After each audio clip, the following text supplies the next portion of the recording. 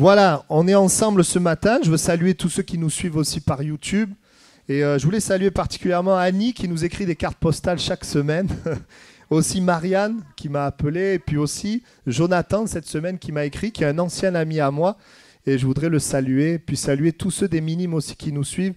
Et ceux qui sont au loin, qu'on ne connaît pas. Et vous rappeler qu'on prie également pour les besoins de ceux qui sont par YouTube, qui nous suivent. Si vous avez des besoins, vous pouvez aussi nous écrire. Et on croit que le Seigneur bénit ici et par Internet. Amen. Voilà. Alors, ce matin, nous avons une série que nous avons fait le jeudi soir sur les personnages méconnus de la Bible. Voilà, nous avons parlé d'Othniel, de Jaïbetz, de Rod. Et ce matin, j'aimerais parler d'un autre personnage qui s'appelle Obed-Édom. Qui connaît Obed-Édom? Ah oui, il n'y a pas grand monde. Quand même quelques-uns. Hein, quelques-uns, ok. Alors ce matin, nous allons lire la parole de Dieu, 2 Samuel chapitre 6. 2 Samuel chapitre 6. Et je vais essayer de contextualiser un peu le passage que nous allons lire. 2 Samuel chapitre 6.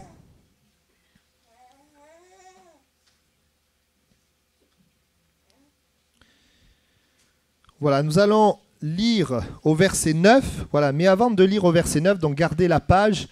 Voilà, j'aimerais contextualiser. David vient de devenir roi. Et une des premières choses qui va préoccuper David est de ramener l'arche de Dieu dans la cité de David à Jérusalem. L'arche de Dieu qui représente pour nous la présence de Dieu et qui à l'époque était très important. Et il va donc se mettre en marche et l'Écriture dit qu'ils vont faire monter l'arche sur un char neuf. Donc l'arche va être sur un char neuf et à un moment donné, le char va pencher et un des hommes qui s'occupait du char va mettre sa main et la Bible dit, va être frappé par l'Éternel et va mourir sur le champ. Et donc nous lisons maintenant ce qui se passe après ça. David, verset 9, David eut peur de l'Éternel en ce jour-là et il dit, comment l'arche de l'Éternel entrerait-elle chez moi ? Il ne voulut pas retirer l'arche de l'Éternel chez lui dans la cité de David, et il la fit conduire dans la maison d'Obed-Édom de Gath. L'arche de l'Éternel resta 3 mois dans la maison d'Obed-Édom de Gath, et l'Éternel bénit Obed-Édom et toute sa maison. Amen. Voilà, je voudrais, avant de parler d'Obed-Édom, faire une parenthèse, parce que parfois, Dieu peut nous parler dans un culte par une parenthèse. J'aimerais faire cette parenthèse du fait que David a fait quelque chose que beaucoup font. Il a agi pour Dieu, mais selon ses sentiments et ses raisonnements. Et beaucoup de gens veulent agir pour Dieu, croient en Dieu, mais n'agissent pas selon la parole de Dieu, agissent selon ce qu'ils ressentent ou ce qu'ils pensent. Et c'est ce qu'il a fait. Il a pensé qu'il était bon de mettre l'arche sur un char neuf. Et puis ensuite, quand il a vu que les choses se passaient mal, il a été irrité, il a agi selon son irritation en se séparant de l'arche. Beaucoup de gens font cela. Peut-être c'est ce que tu fais. Et donc, on agit pour Dieu, mais selon nos sentiments, ce qu'on ressent. Si je sens l'irritation, de la peur, alors à ce moment-là, je prends du recul avec l'arche. C'est ce que David a fait. Combien prennent du recul par rapport à l'Église, par rapport à la parole de Dieu, par rapport à des ressentis, par rapport à des raisonnements. La Bible appelle ça, dans la Nouvelle Alliance, la marche par la chair. La marche par la chair, c'est vivre avec Dieu en fonction de ce que je pense et ce que je ressens. La vie par la chair. Merci Seigneur, dans le texte que nous avons lu, il va se reprendre au bout de 3 mois. Des fois, il faut du temps. Et au bout de 3 mois, il va comprendre ce que la parole de Dieu dit, qu'en fait, il ne fallait pas porter l'arche sur un char neuf, mais il fallait que les Lévites portent l'arche sur les épaules. Il va se reprendre, il va agir selon la parole de Dieu, il va mettre de côté ses sentiments. Ça, dans la Nouvelle Alliance, ça s'appelle marcher selon l'Esprit. C'est-à-dire marcher selon ce que dit la parole de Dieu et mettre la parole de Dieu au-dessus de mes sentiments et de mes pensées. Je crois que Dieu parle à quelqu'un ce matin. Parce que tu ne pourras jamais vivre la vie abondante de Dieu tant que tu marches en écoutant tes sentiments et tes pensées. Lorsque nous naissons de nouveau, lorsque eh bien, nous appartenons au Seigneur, lorsque nous devenons un disciple de Christ, cela veut dire que la parole de Dieu a autorité sur notre vie, au-dessus même de ce que nous pouvons ressentir ou penser. Beaucoup de choses se passent quand on commence à ne plus agir selon ce qu'on ressent, mais quand on commence à agir par la foi dans la parole de Dieu. Amen. Quand on rencontre Dieu, je suis toujours dans ma parenthèse, après on va avancer. Quand on rencontre Dieu, vous savez, il agit dans nos sentiments. Il donne des sentiments de paix et de joie. Oui ou non? On ressent la joie, on ressent la paix. Mais après, il ne donne plus la paix et la joie comme un sentiment, écoutez bien. Mais la paix et la joie sont une conséquence d'une marche par la foi.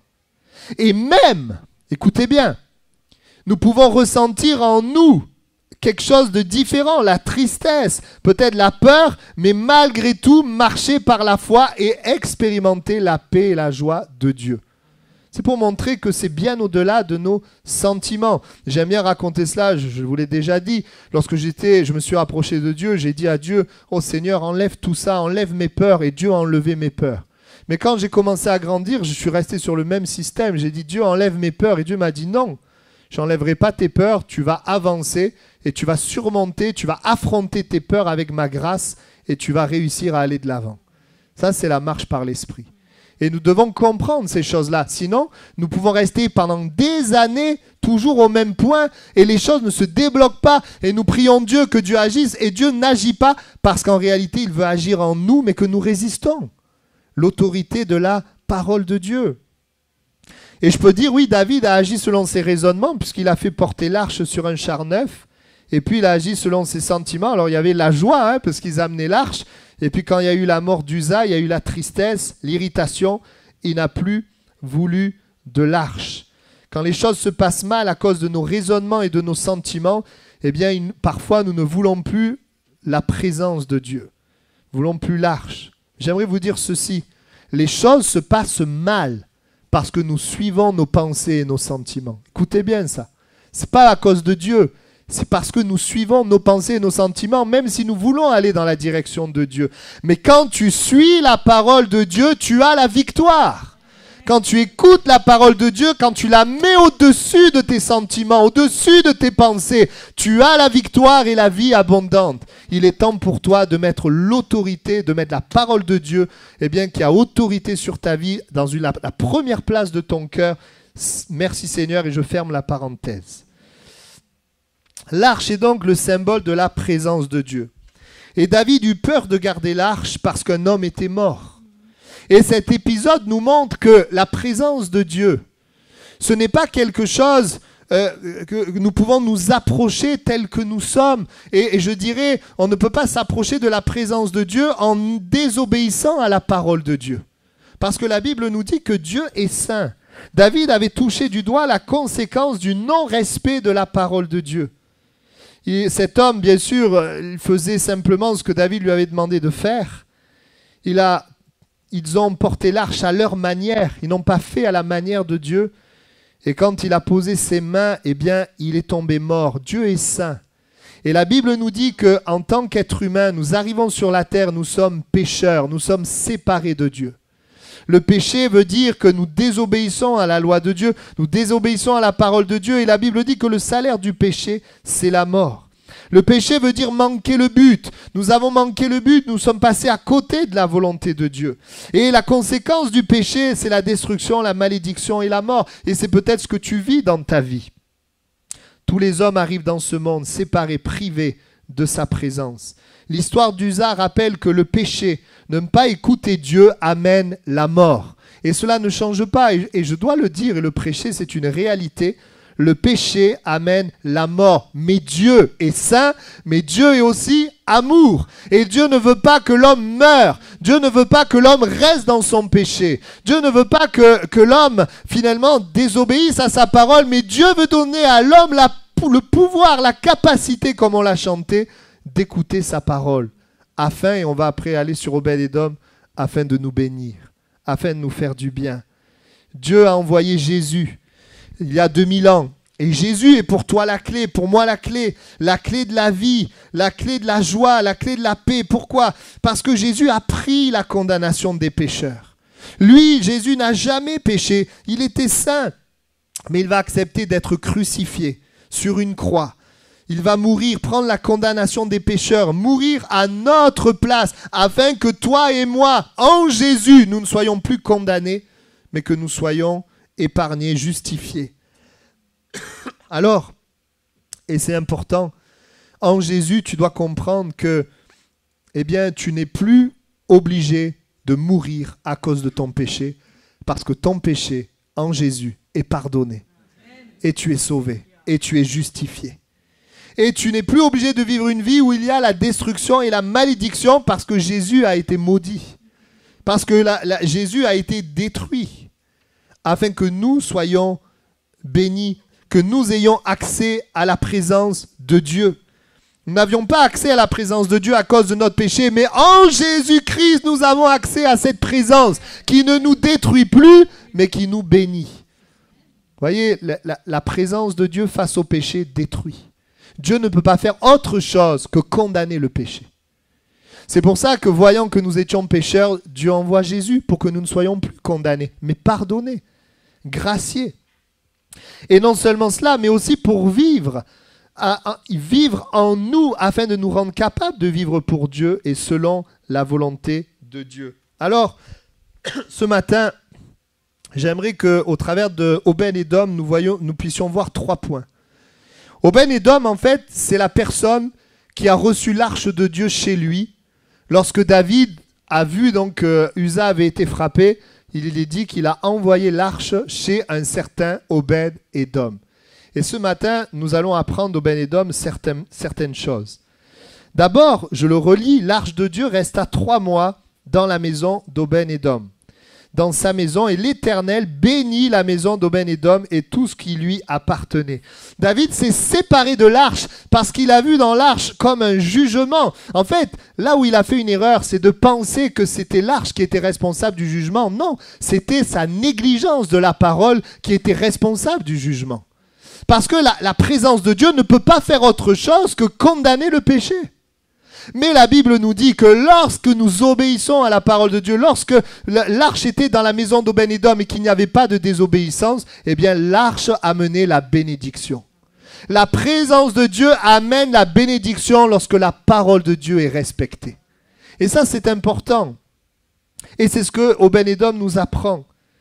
On apprend que Dieu est bon.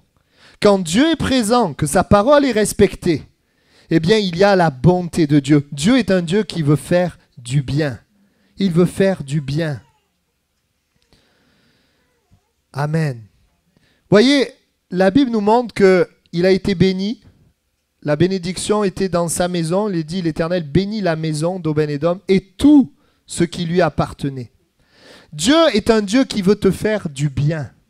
Quand Dieu est présent, il y a quelque chose qui se passe. Parce qu'on peut parler de Dieu sans goûter à sa bonté. Mais quand Dieu est vraiment présent, Dieu fait du bien. Il fait du bien dans ton cœur, il fait du bien dans ton corps, il fait du bien même dans tes biens matériels et dans tes besoins. C'est un Dieu qui fait du bien. Amen. C'est intéressant parce que dans le Nouveau Testament, quand Jésus va venir sur la terre, ce qu'il va montrer au monde, c'est qu'il veut faire du bien. Il va guérir les malades. Il va délivrer les opprimés. Il va multiplier la nourriture. Il va faire des miracles extraordinaires. Il va montrer la bonté. Mais c'est intéressant, et Obed-Édom nous parle de ça. Il y a sa bonté, mais il y a attaché à sa bonté, il y a sa sainteté. Parce qu'avant que Jésus manifeste sa bonté, quelqu'un est venu avant lui. Il s'appelle Jean-Baptiste. Et vous savez, c'était quoi le message de Jean-Baptiste? C'était « Repentez-vous, car le royaume de Dieu est proche. » Repentez-vous. Et Jésus venait manifester sa bonté, mais en même temps, eh bien, il enseignait, il parlait, et il amenait les gens à se détourner du péché. J'aimerais vous dire qu'il y a un lien entre la sainteté et la bonté. Et C'est vrai, Jean-Baptiste disait « Repentez-vous, car le royaume de Dieu est proche ». Et je me souviens de Jésus à un moment donné qui va agir, qui va faire du bien, mais qui ne va pas rester là, qui va dire à la personne « Maintenant, ne pêche plus, de peur qu'il ne t'arrive quelque chose de pire ». Et je voudrais vous dire ce matin, on a un Dieu qui est bon. On a un Dieu qui agit. On a un Dieu qui fait du bien. Et il le fait parce que c'est sa nature, il nous aime, mais parce qu'il sait aussi que le péché mérite le jugement. C'est un Dieu qui nous amène à la repentance. Qu'est-ce que ça veut dire? Il nous amène à prendre position contre le mal, contre le péché. Il nous amène à prendre position pour sa parole, en nous éloignant de nos convoitises, de nos passions, en nous éloignant de nos calculs, de nos raisonnements, et en nous confiant dans sa parole qui est bonne, qui est agréable et parfaite. La Bible dit que c'est la volonté de Dieu, et la volonté de Dieu, elle est dans la parole de Dieu. Amen. Jésus vient, il montre la bonté de Dieu. Il vient mourir sur une croix à la place des hommes pour permettre à l'homme d'être changé, libéré du péché. Nous ne devons pas oublier ces deux aspects de la venue de Jésus. Il montre la bonté, mais il meurt sur une croix afin que nous soyons pardonnés, afin que le problème du péché soit réglé. Écoutez bien, et que la bonté de Dieu demeure avec nous. Voyez, Dieu, dans son amour, il peut faire du bien à n'importe qui, au pire des pécheurs. Mais la bonté de Dieu n'accompagnera pas le pécheur. Écoutez bien, il y a une nuance qu'on doit comprendre. Dieu peut faire du bien à n'importe qui parce que c'est lui qui nous aime le premier. Il fait du bien, il nous aime, il montre son amour. Mais il sait très bien que le péché qui est en nous détruira notre vie. Et que sa bonté ne pourra pas continuer si le péché demeure. Voilà pourquoi il y a ces deux aspects. Dieu nous fait du bien. Il nous donne ce qui est de meilleur, mais il veut enlever ce qui est mauvais. Il veut nous amener à la repentance. Je pense à cette image, imaginez, c'est un peu cela, vous avez une bouteille, et Jésus veut vous donner de l'eau vive dans la bouteille. Sauf que dans la bouteille, vous avez du poison. Alors Jésus veut vous donner l'eau vive, c'est merveilleux, mais il y a le poison du péché. Qu'est-ce que Jésus veut? Jésus veut que ce poison sorte de la bouteille. Et ça, c'est important. Quand nous venons à Jésus, sa bonté se manifeste. Mais sa bonté est naître de nouveau et devenir un disciple. C'est que sa bonté, elle vient enlever le péché. Notre vie sans lui, elle nous amène à nous repentir, à nous convertir. Il y a tellement de personnes qui marchent dans leur direction de péché, qui goûtent à la bonté de Dieu, mais qui continuent de marcher dans la même direction. Mais je voudrais vous dire, en faisant cela, la bonté ne peut pas rester sur notre vie. La bonté de Dieu, quand elle nous touche, elle nous amène à réaliser ce que nous sommes et à faire un demi-tour et à aller dans la direction inverse qui consiste à écouter, à faire confiance dans la parole de Dieu. C'est ce qu'on appelle la conversion. Et c'est ce qui permet là, dans cette direction, de goûter à la bonté de Dieu chaque jour de ta vie. Amen. Et c'est vrai, l'arche dans la maison d'Obed-Édom n'a pas amené la malédiction, n'a pas amené la mort parce qu'il n'y avait pas de désobéissance. Non, l'arche, la présence de Dieu, dans la vie d'un homme, d'une femme qui accepte sa parole, amène dans notre vie Dieu à nous faire du bien dans tous les domaines de notre vie. Amen. Il a pris notre péché pour nous rendre saints et purs, pour nous permettre de nous tenir devant Dieu et pouvoir goûter à sa bonté. Amen. C'est lui seul qui peut nous rendre justes et saints devant Dieu et donc bénis. Sans Jésus, notre péché demeure et il n'y a pas de bénédiction durable. En résumé, le péché amène la malédiction, Jésus amène la bénédiction. Et garder le péché et croire en Jésus, c'est une illusion. C'est une illusion, c'est un compromis. Que le Seigneur nous aide à lui faire entièrement confiance. Dieu, dans son amour, Dieu manifeste son amour, sa bonté aux pécheurs. Mais en même temps, il enseigne à se repentir, à croire en lui. Il y a même un verset de l'Écriture qui dit que la bonté de Dieu, elle nous pousse à la repentance. Dans le Nouveau Testament et dans l'Ancien Testament, il est dit « Revenez à l'Éternel votre Dieu, car il est compatissant et riche en bonté. » Il n'est pas juste dit « Dieu est riche en bonté, c'est merveilleux ». Non, la Bible dit « Revenez à Dieu ». Ça veut dire « Détournez-vous de votre vie de péché. Revenez à Dieu ». C'est un message qui se perd aujourd'hui. Mais le message de l'évangile n'est pas juste Dieu nous aime et Dieu veut nous faire du bien. Le message de l'évangile, c'est aussi que le péché nous détruit et que nous avons besoin de nous séparer de cette vie de péché. Le message de l'évangile, c'est repentez-vous. Repentez-vous et croyez en Jésus. Et j'aimerais rappeler aussi pour les croyants, pour ceux qui marchent avec Dieu, que notre Dieu fait du bien quotidiennement à ceux qui lui appartiennent et en même temps, il nous amène dans un chemin de sanctification, de sainteté. Dieu fait les deux choses et je ne veux pas les séparer. Dieu veut te faire du bien. Dieu veut prendre soin de toi. Dieu veut te donner ce qu'il y a de meilleur et en même temps, il veut te changer à l'image de Jésus. Il veut que tu sois plus patient. Il veut que tu sois moins colérique. Il veut que tu ne nourrisses pas des pensées impures. Il veut que tu marches dans la sanctification et que tu puisses être saint comme lui. Amen. Voilà pourquoi, même quand on est chrétien, l'Esprit de Dieu continue à nous convaincre de péché. Il n'y a plus de condamnation. Il ne nous convainc pas pour dire qu'on est condamné. On n'est pas condamné. Il nous convainc pour rectifier le tir, pour rectifier nos actes, nos pensées, nos paroles. Il nous reprend parce qu'il nous aime, c'est un bon Père, afin que nous puissions progresser dans la marche avec lui. Amen. Mais j'aimerais rappeler ce matin, et c'est important, que soit enracinée la vérité que Dieu est bon envers ses enfants. Si tu es un enfant de Dieu, eh bien Dieu veut manifester sa bonté, c'est ton héritage. D'ailleurs, il est dit que nous sommes bénis de toute bénédiction spirituelle en Jésus-Christ. Et il est dit aussi qu'en Jésus, nous sommes saints. Amen.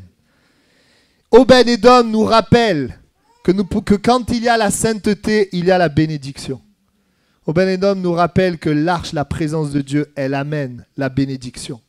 Dieu à nous faire du bien. Amen. Deuxièmement, il est dit dans 1 Chronique 15-24, trouvez l'histoire d'Obed-Édom dans Samuel et dans Chronique, il est dit ceci. Alors excusez-moi pour les noms, Shebania, Josaphat, Nethanel, Amasai, Zacharie, Benaja et Eliezer, les sacrificateurs sonnaient des trompettes devant l'arche de Dieu. Obed-Édom et Jékija étaient portiers de l'arche. Voilà. Nous avons vu dans un premier temps, l'arche est venue chez Obed-Édom et toute sa maison a été bénie. Et j'aimerais te dire, quand la présence de Dieu, elle vient chez toi, tu es béni. Comment elle vient chez toi? Par Jésus-Christ. Puisque Jésus pardonne tes péchés et te permet maintenant d'accéder à Dieu, tu es béni. Mais une fois que tu es béni, vous voyez, là, on n'est plus l'arche dans sa maison. Maintenant, il porte l'arche et il va à Jérusalem. Il va dans la cité de David. Ce n'est plus l'arche chez lui, c'est lui qui porte l'arche chez les autres. Et nous allons voir aussi ce matin que Obed-Édom est en même temps l'image de celui qui goûte à la présence de Dieu. Quand Dieu est présent, quand l'arche est là, il y a la bonté de Dieu, mais en même temps, eh bien, il permet à d'autres de le vivre. Nous sommes des porteurs de la présence de Dieu pour que d'autres personnes autour de nous vivent sa présence. Et j'aimerais vous dire, les gens aujourd'hui dans notre société ont besoin de plus qu'un message. Si nous avons qu'un message, rien ne nous différencie des autres religions. Ils ont besoin de la présence manifeste de Dieu, qu'il se passe quelque chose dans leur cœur. Et ça, seul l'Esprit de Dieu est capable de le faire. Nous sommes porteurs de sa présence, ce que je peux appeler l'onction. Nous parlons, mais quelque chose se passe dans le cœur. C'est l'onction, la manifestation de la présence de Dieu. Les gens ne viendront pas juste parce qu'il y a des belles paroles, ou alors ils viendront juste un temps. Mais si, quand ils viennent au-delà des paroles, Dieu est présent et agit, alors leur vie est transformée et changée. Et c'est tellement important. Vous savez, au temps des apôtres, ce qui faisait la différence, c'est que Dieu confirmait leurs paroles par des signes et des prodiges. Dieu confirmait leurs paroles, Dieu était avec eux. Aujourd'hui, avec Internet, avec tout ce que nous pouvons avoir accès à toutes les informations. Même si tu n'y connais rien, en 1 heure, tu peux devenir un spécialiste. Tu vas sur Google, tu tapes, tu t'informes et tu connais. N'est-ce pas?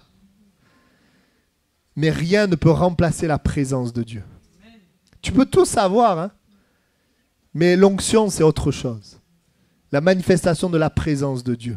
Moi, vous savez, on m'a parlé de Dieu, mais alors longtemps avant que je rentre dans une église. Hein.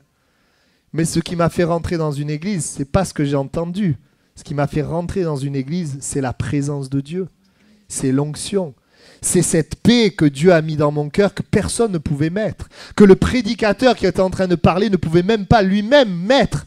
Mais ce prédicateur prêchait la vérité et Dieu confirmait la parole de Dieu. Et ça, c'est important.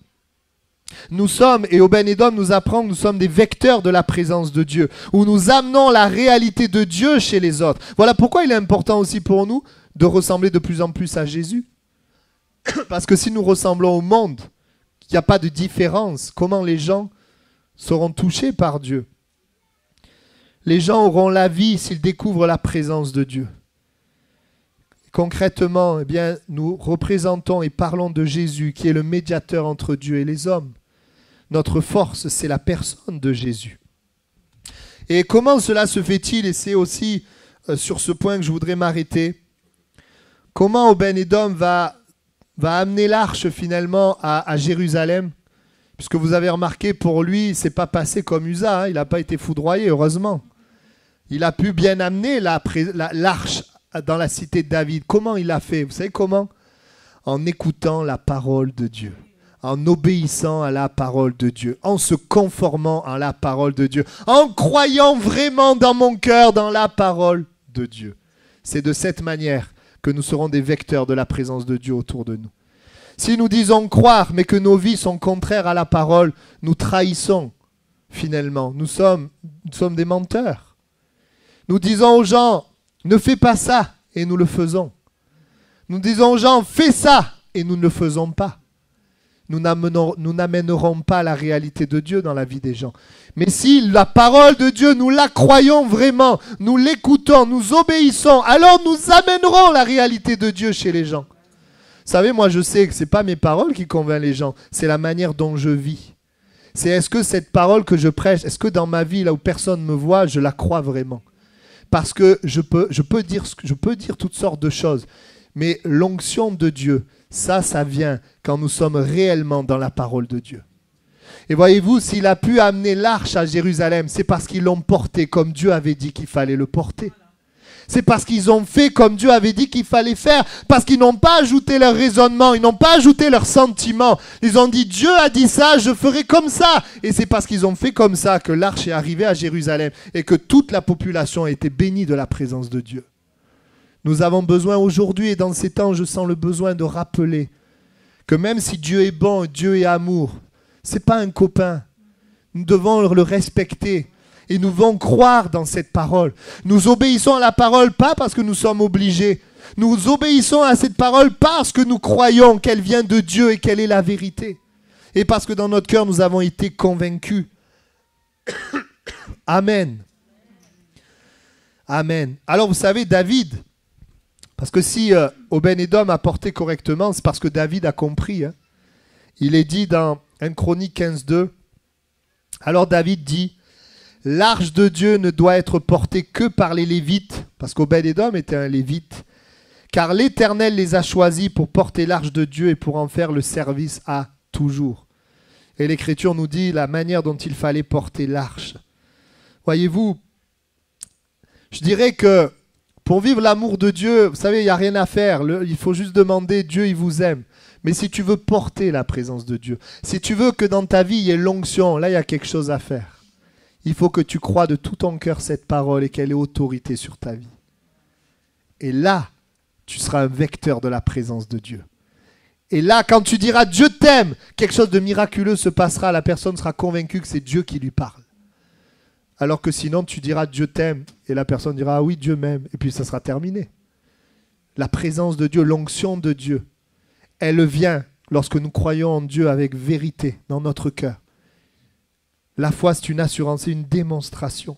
Sinon, nous serons comme des miroirs déformants de Jésus. Nous apporterons un message dénué de vie et nous présenterons un Jésus déformé. Un Jésus qui n'est pas le véritable Jésus. Je continuerai à prêcher que Jésus délivre. Je ne dirai pas que Jésus s'accommode. Non, Jésus délivre. Jésus sauve. Jésus guérit. Jésus revient. Et ça, c'est important. Nous pourrons communiquer la vie de Dieu que dans la mesure où dans notre vie, nous respectons Dieu et sa parole. Vous pouvez dire Amen. Et nous respectons Dieu et sa parole parce que nous croyons véritablement. Oui, nous faisons confiance dans sa parole, nous faisons confiance dans ce qu'il nous dit. Faisons confiance dans les paroles de Jésus, même si parfois elles viennent bousculer nos sentiments et nos raisonnements. Nous avons décidé de faire de Jésus le Seigneur de notre vie. Nous ne sommes pas nous-mêmes le Seigneur en essayant d'ajouter Jésus comme ça nous arrange. Mais nous disons, Seigneur Jésus, tu es le maître de ma vie. C'est dans cette direction-là que tu seras un vecteur de la présence de Dieu. Que tes paroles auront du poids, que Dieu agira, que Dieu répondra à tes prières. Bien sûr, dans sa souveraineté, Dieu répond, Dieu agit très souvent, c'est super. Mais si tu veux être un instrument entre les mains de Dieu, alors tu as besoin d'écouter la parole de Dieu. Il y a des choses, peut-être ça fait un moment que Dieu te demande et met le doigt dessus, mais tu n'écoutes pas. Et Dieu nous laisse libres, Dieu ne force pas, mais tu passes à côté de ce que Dieu voudrait faire avec toi. Vous savez, le temps y passe, on ne peut pas rattraper le temps perdu. Mais par contre, on peut choisir ce que nous allons faire du temps à venir. Que le Seigneur nous aide les uns les autres à faire confiance en Jésus, à faire confiance dans sa parole. Souvent, nous ne faisons pas des pas de foi parce qu'on n'a pas confiance dans sa parole. Vous savez, des fois, moi je me rappelle, je me suis converti. Il a fallu que j'abandonne beaucoup de choses. Je me suis retrouvé tout seul.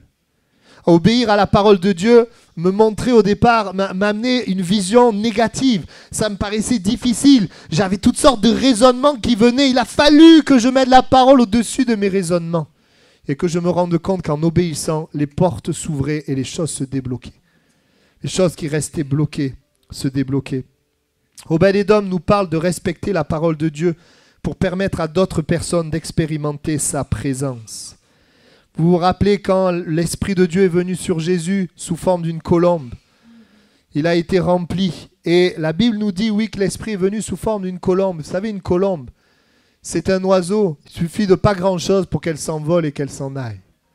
Et voyez-vous, la colombe, c'était aussi le symbole de l'onction, de la manifestation de la présence de Dieu. Parce que Jésus n'a pas agi en tant que Dieu sur la terre. Il a agi par le Saint-Esprit qui était en lui. Il a agi parce que la colombe était sur lui et les miracles, les guérisons, l'onction manifestée venaient de cette colombe qui était sur lui, de cet esprit qui était sur lui. Mais j'aimerais vous dire aussi que Jésus n'a pas attristé le Saint-Esprit. Et c'est pour ça que pour nous, on n'est pas Jésus. Le chemin est plus long. Il y a tellement de choses qui peuvent faire fuir la colombe, fuir l'esprit et nous faire perdre l'onction.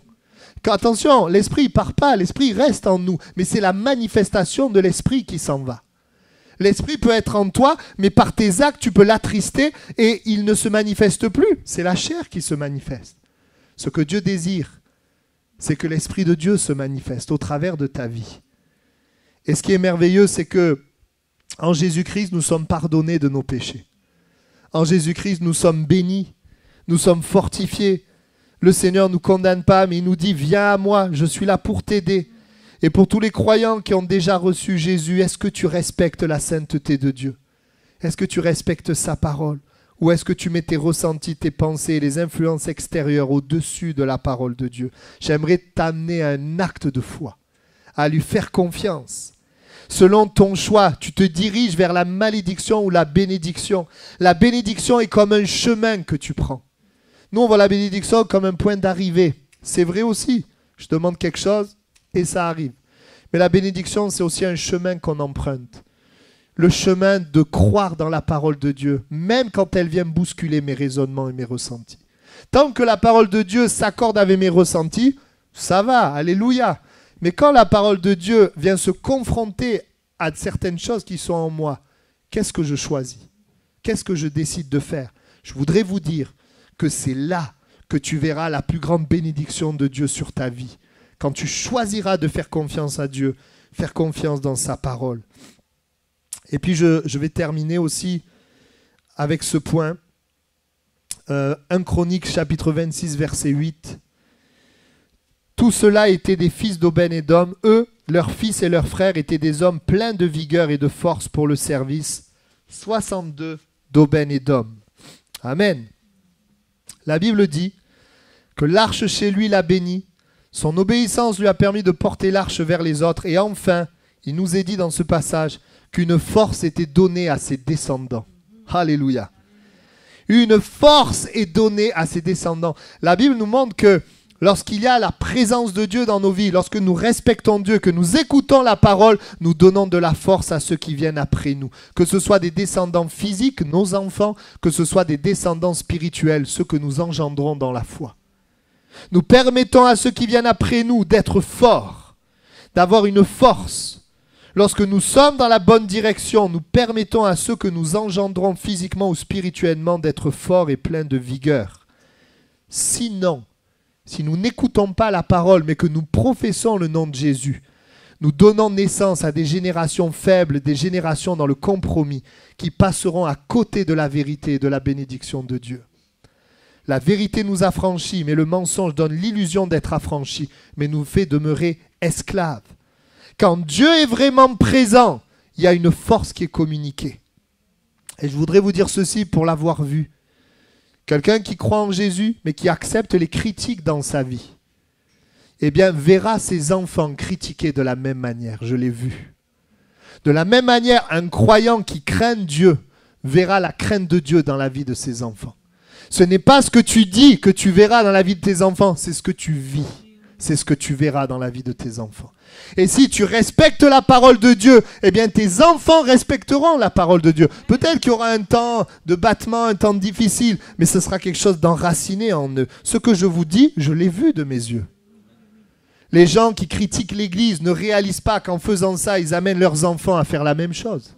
À rentrer dans les mêmes problèmes, les mêmes combats. Même les gens que tu vas engendrer, les gens à qui tu vas parler de Jésus, tes travers, tu vas leur communiquer. Comme de la même manière, les choses que tu as appris de Dieu, les choses que tu aimes et que tu respectes de Dieu, tu vas aussi les communiquer. Tu vas les communiquer. Vous savez, nous sommes responsables de nous-mêmes, mais les choix que nous faisons ont des répercussions sur ceux qui viennent après nous. Alors bien sûr, il y en a, ils ne sont pas d'enfants, hein, mais ceux à qui tu vas parler de Jésus, eh bien, il y aura l'influence de ta vie sur leur vie. Combien je l'ai vu dans le service de Dieu. Amen. Et nous désirons vraiment être des hommes et des femmes remplis des sentiments qui étaient en Christ. Si tu es un chrétien amer, tu as des chances que ton enfant il soit amer aussi. Mais si tu aimes la parole de Dieu, tu verras aussi tes enfants aimer la parole de Dieu. Ou ceux que tu engendres, aimer la parole de Dieu. Amen. Oui, les descendants d'Obed-Édom étaient forts et pleins de vigueur. Et je souhaite que ça soit aussi le cas pour nous. Amen. Voyez-vous, Obed-Édom nous rappelle que nos choix d'aujourd'hui donnent de la force ou affaiblissent ceux qui viennent après nous. Et je termine et nous allons prier. Au travers d'Obed-Édom, eh bien, nous voyons plusieurs choses. La présence de Dieu. Et je dirais, Obed-Édom nous rappelle que lorsque nous réglons le problème du péché, nous marchons dans la sainteté, nous pouvons vivre une vie remplie de bénédictions. La bonté de Dieu nous accompagne. La bonté de Dieu est avec nous. Là, Obed-Édom nous rappelle qu'en écoutant sa parole, nous permettons à des personnes d'expérimenter la manifestation de Dieu, d'expérimenter la présence de Dieu. Et Obed-Édom nous rappelle aussi que ceux qui viennent après nous seront forts à cause de la présence de Dieu qui est respectée dans nos vies. Que le Seigneur nous aide ce matin à lui faire véritablement confiance. Que nous soyons une église où il n'y a pas juste des paroles, mais où il y a la présence de Dieu manifeste. Vous savez, la Bible parle de l'omniprésence de Dieu. L'omniprésence de Dieu, ça veut dire que Dieu, il est partout. Dieu, il est partout. Il est même dans les prisons où il y a des gangsters. Dieu est partout, mais l'onction, c'est Dieu qui se manifeste. Et Dieu ne se manifeste pas partout. Il y a plein d'endroits où il est, mais il ne se manifeste pas. J'aimerais vous dire ceci, je terminerai avec ça. Dieu se manifeste quand il y a une véritable confiance en Dieu et dans sa parole. Attention, il ne faut pas mal comprendre mon message. Je ne suis pas en train de dire qu'obéir à des lois amène l'onction, pas du tout. Je suis en train de dire que croire en Dieu véritablement nous amène à lui obéir et c'est ça qui amène l'onction. La manifestation de la présence de Dieu. Je vous rappelle mon petit exemple de la boulangerie. Je ne peux pas dire cette boulangerie est la meilleure et puis aller acheter mon pain ailleurs. Si je dis que cette boulangerie est la meilleure, je vais le montrer, le prouver, le démontrer en allant moi-même acheter mon pain dans cette boulangerie. Si nous croyons vraiment dans la parole de Dieu, il y aura un impact autour de nous. Il y a plein de gens autour de nous qui ont besoin d'être sauvés, qui ont besoin de la réalité de la présence de Dieu. Ça fait des années que je prie pour mon pays de France, pour toute cette jeunesse française, pour qu'elle découvre et qu'elle connaisse la présence de Dieu. Pas des paroles, la réalité de Dieu.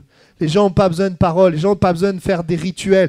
Ils en ont marre de tout ça. Les gens ont besoin de paix, de joie. Ils ont besoin de vie. Ils ont besoin de quelque chose d'authentique, quelque chose qui vient du ciel, qui vient de Dieu. Et nous sommes des porteurs de cette présence. On incline nos têtes et on va prier ensemble. Voulons te remercier, Seigneur, pour l'exemple d'Obed-Édom. Nous rappelons que dans ta nature, tu es bon et tu es saint. Et que tu veux véritablement que le pécheur soit sauvé. Mais tu ne pourras jamais bénir le péché.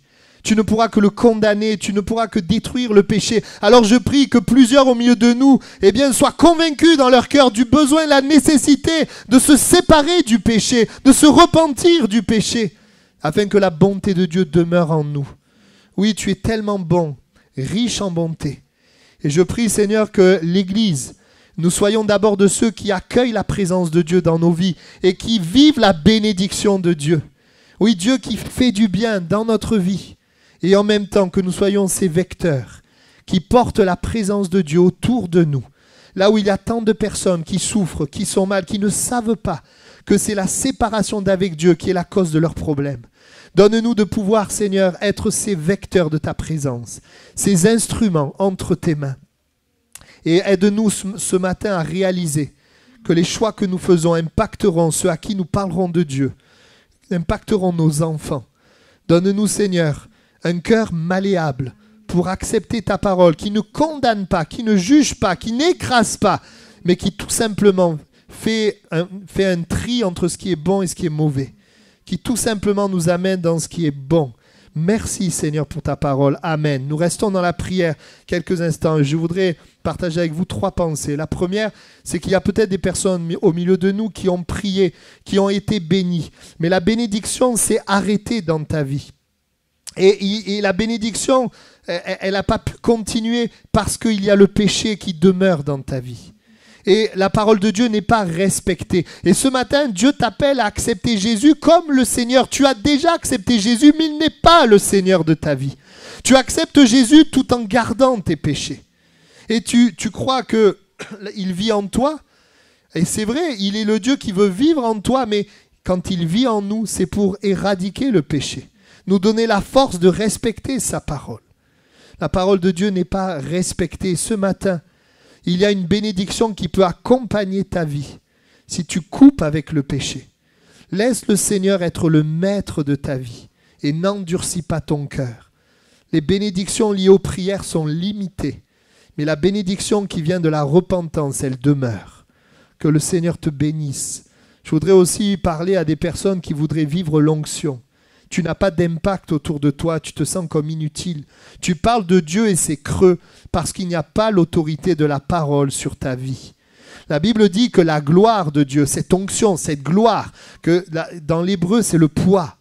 Il n'y a pas de poids parce qu'il n'y a pas la parole qui a autorité sur ta vie. Mais si ce matin, tu acceptes que la parole de Dieu, tu la crois dans ton cœur, alors il y aura un poids sur ta vie, il y aura une onction et il y aura une gloire. Alors, laisse la parole de Dieu avoir autorité sur ta vie. Troisièmement, tu vois tes enfants faibles. Tu vois ceux à qui tu as parlé de Dieu peut-être faibles, ceux qui viennent après toi, faibles. Et tu ne réalises pas que ce que tu vas vivre avec Dieu, c'est ce qui les rendra forts. Tu es appelé à vivre l'onction, une onction plus grande. Tu es appelé à vivre avec le Seigneur en respectant sa parole, en croyant dans sa parole, et tu verras dans ceux qui viennent après toi, cet héritage se transmettre. Que le nom du Seigneur soit béni. S'il y a des personnes qui sont concernées et qui désirent vraiment laisser la place à Dieu, peut-être des personnes, je ne le fais pas toujours, mais qui ont besoin de se repentir, de changer de voie, de se convertir, de dire Jésus, tu es le Seigneur de ma vie. Je veux pas que ce soit des informations sur Dieu qui m'accompagnent. Je veux ta présence, ton onction. Je veux que tu te serves de ma vie pour que des âmes soient engendrées dans le royaume de Dieu. S'il y a de telles personnes, simplement levez la main. J'aimerais prier pour vous. Simplement. Amen. Oui, je vous vois. Oui, je vous vois. Oui, je te vois aussi. Amen. On va prier ensemble. Je prie pour ces bien-aimés qui lèvent la main. afin que la conviction de Dieu qui vient en ce moment dans leur cœur les amène à un acte de foi, afin que, Seigneur, ils puissent vivre cette onction et cette bénédiction. Seigneur, afin qu'ils puissent voir ceux qui viennent après eux être aussi bénis, être aussi des instruments de Dieu. Je te demande de les aider à couper avec le péché. Je te demande de les aider à se séparer de ce qui amène ta colère. Parce que tu ne veux pas juger, mais tu veux sauver. Et tu appelles à la repentance encore ce matin. Je prie vraiment pour qu'au milieu de nous, à Toulouse-Est, il y ait d'authentiques conversions. Seigneur, authentique nouvelle naissance. Hommes et femmes qui craignent Dieu. Tu dis que le sérieux, le respect de Dieu, c'est le commencement de la sagesse. Je veux, Seigneur, te prier pour ça, afin que nous soyons une église, Seigneur, qui n'a pas peur de Dieu, mais qui t'aime trop pour pécher contre toi. Tu nous donnes d'avoir l'attitude de Joseph. Pécherai-je devant l'Éternel? Tu nous donnes, Seigneur, aussi de marcher en nous appuyant sur toi, qui vit en nous et qui nous permet d'avancer. Et nous savons que quand nous trébuchons, quand nous tombons, tu es fidèle et juste pour nous pardonner et nous purifier de toute iniquité. Merci pour ta justice, pour ta bonté, Seigneur. Merci pour ces bien-aimés que tu bénis. Je veux déclarer ce matin des portes qui s'ouvrent par le fait de se séparer du péché. Merci Jésus. Amen. Amen. Voilà, je souhaite que Dieu vraiment vous accompagne, vous bénisse et que nous puissions être pleins de la présence de Dieu. Vous êtes d'accord? Je voudrais juste, avant de nous quitter, juste demander, est-ce qu'il y a des personnes nouvelles qui sont là pour la première fois au milieu de nous? Juste si vous pouvez lever la main. S'il y a des personnes nouvelles. Oui, bonjour, soyez bénis. Voilà, ouais, soyez bénis. Voilà, Cindy, personne au fond. Que Dieu vraiment vous bénisse, vous accompagne. On se tient disponible si vous avez des questions ou des besoins. Bonne semaine à tous. Le Seigneur est avec nous. Amen.